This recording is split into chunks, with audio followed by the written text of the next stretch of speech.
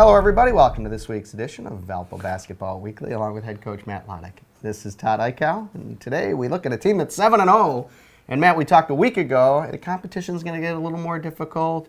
Yep. And this past week, you picked up 3 wins, games that were close into the second half.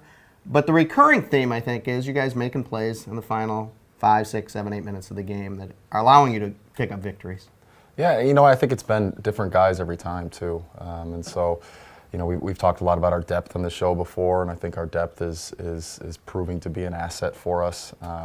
And then just our guys staying ready. In that 3-game stretch, it was different people hitting shots, coming up with loose balls, coming up with defensive stops, and just been proud of the effort. Obviously, we've got a tough road ahead of us, and we're looking forward to it. When you look back at playing 11 and 12 guys each game, some coaches would say it's not optimal, but what has happened is it seems like it is a different guy each game, and this is why maybe you don't redshirt somebody, and maybe this is why you have 12 guys ready. Maybe this is why in the first half of each game you'll play at least 11 to see who's playing well. Yeah, and being as inexperienced as we are,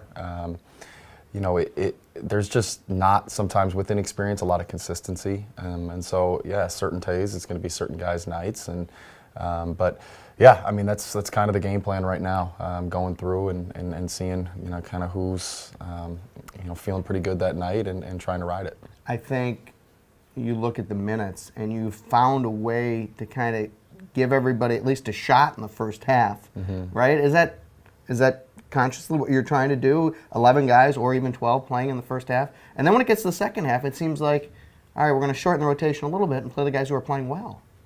Yeah, I want to get everyone some minutes. I think for us right now, thankfully it's been it's just worked out.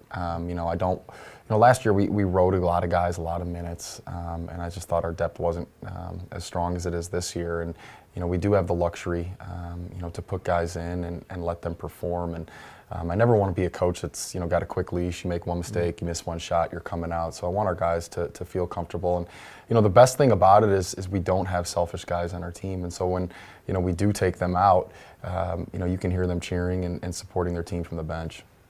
Let's focus on a few guys. I look back at the first game of the week, the Sanford game, and Max Joseph gave you big minutes, and Bakari Evelyn sat on the bench. Yeah.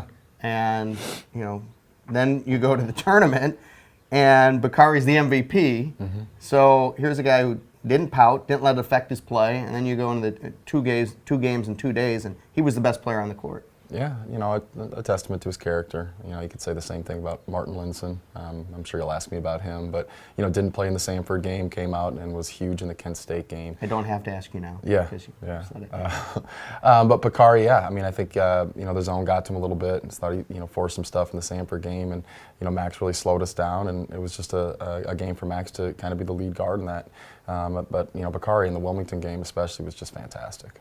All right, now you look forward, and I guess playing 7 games in the first few weeks of the season, not that many teams have done that, right. And playing so many guys keeps you fresh. Now there's only 1 game in a week. So there's plenty of concentration on a Utah State team, which is very good. Oh, yeah, Utah State. They have a great program. It seems like they're good every single year. And the thing about them is there are a lot of like sizes out there. They got big, long guards and versatile post players. So we've got a challenge ahead of us trying to defend them.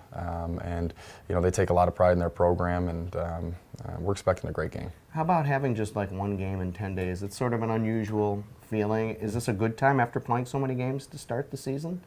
Yeah, I'm looking forward to practice. There's only so much you can do when you're playing this many games and this little practice time. So, adding some wrinkles to offense and defense is something I'm looking forward to, and we get a couple extra days to practice. I thought when you guys moved into the Missouri Valley Conference and Wichita State moved out, and I looked at the teams and said, all right, they're pretty good, they're okay. Northern Illinois was kind of down. Illinois State is going to be maybe a little down from this past year, and maybe there isn't going to be that much different from the Horizon League. I was way off.